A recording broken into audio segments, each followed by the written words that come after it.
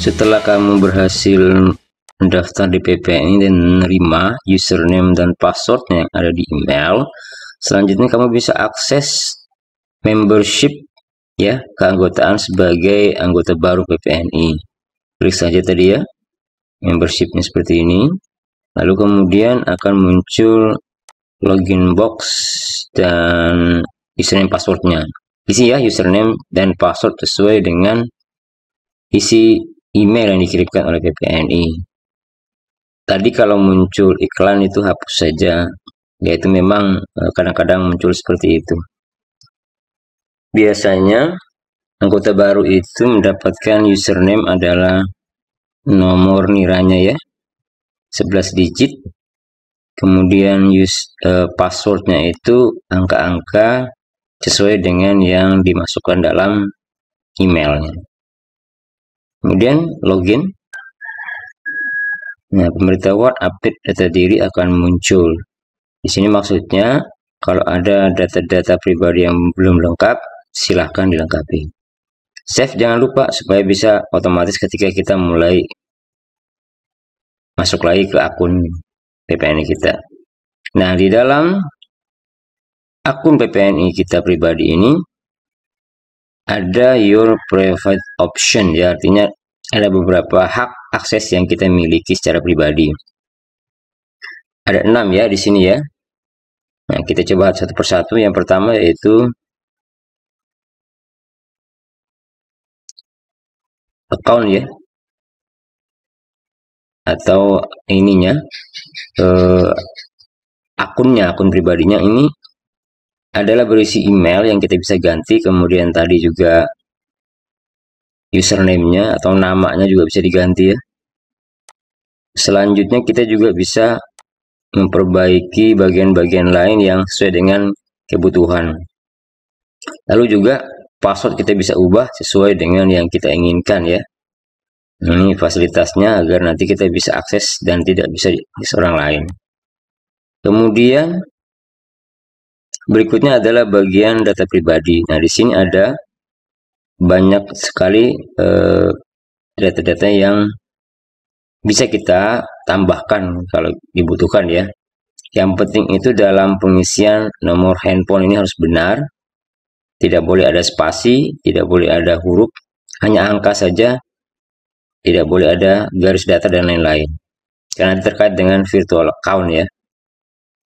Lalu data pendidikan ini ya ditambahkan jika masih ada yang lainnya. Kalau cuma satu-satu aja. Misalnya kita ada pendidikan S2-nya yang lain silahkan. Kemudian di sini tempat kerja utama. Ya, lalu kemudian ini juga ada tempat kerja, tempat praktik ya. Kalau kita praktek mandiri atau kita bekerja di dua tempat berbeda, maka di sini diisi yang tempat praktek yang keduanya. Lalu kemudian data keanggotaan ini memperlihatkan data kita terdaftar di komisariat mana.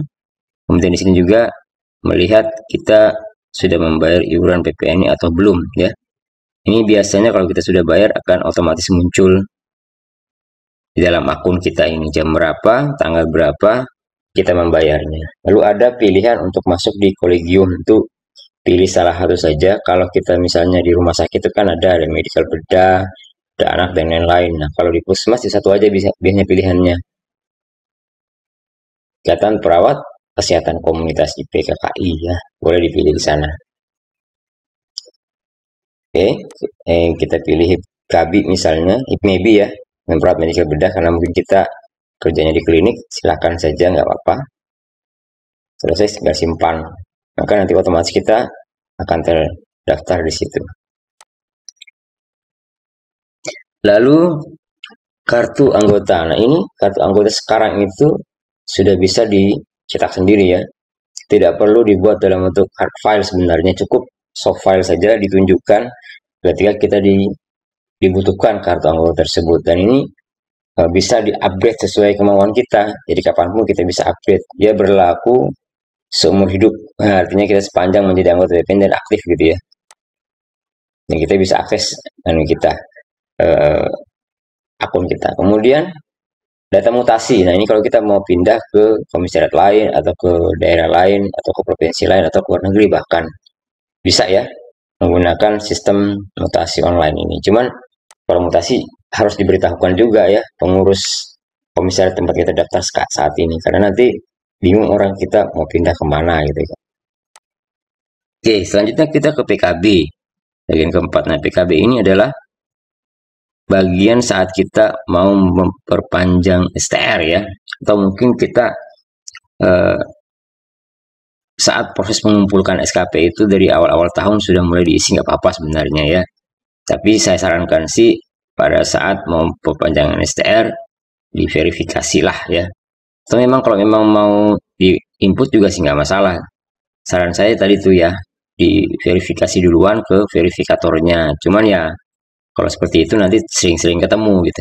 Yang paling bagus adalah datanya diisi saja dulu, kemudian nanti pada akhirnya nanti juga akan diupdate lagi, karena kan harus diverifikasi mana yang benar datanya, mana yang tidak oleh verifikator. Lalu kemudian bagian virtual account ya. Nah, data virtual account ini adalah bagian untuk membayar iuran PPNI per tahun ya. Yang kemudian yang terakhir adalah perizinan SIPP. Ini ada dua, ada yang mandiri dan ada yang Vaskes. Nah, sementara aplikasi ini belum aktif ya untuk pengajuan rekomendasi SIPP ini. Ini masih dalam proses, kita masih menunggu SPO-nya. Mungkin demikian teman-teman ya, fasilitas yang bisa kita miliki saat menjadi anggota PPNI di akun kita di samping yang lain. Kemudian ya log out saja kalau sudah selesai. Kawan-kawan semua, sebagai anggota profesi, banyak hal yang bisa kita ambil ketika kita menjadi anggota organisasi profesi, terutama profesi tenaga kesehatan. Karena apa? Karena pekerjaan kita itu langsung berhubungan dengan nyawa atau hidup seorang manusia ya. Jadi dengan pekerjaan kita yang sangat berisiko, tentu kita harus memproteksi diri kita dari berbagai hal yang dapat menjerumuskan kita menjadi seseorang yang terperkara hukum. Oleh karenanya, dengan terdaftar sebagai anggota profesi, maka kita akan dapat pembelaan apabila kita terkena atau terdampak dari hal-hal yang mungkin tidak sengaja kita lakukan ataupun sengaja kita lakukan. Maka organisasi profesi akan membela mati-matian sepanjang anggota tersebut aktif dalam keanggotaan di organisasi profesinya masing-masing. Jadi ya banyak kasus di mana apalagi saat ini masyarakat semakin pandai dan masyarakat semakin kritis dengan hal-hal yang dilakukan oleh tenaga kesehatan. Dengan adanya undang-undang ini juga membuat banyak profesi kesehatan itu harus hati-hati dalam melaksanakan setiap kegiatannya. Ya, di samping tadi yang sudah banyak kita dengarkan, manfaat dari akun keanggotaan PPNI yang bisa kita dapatkan ya.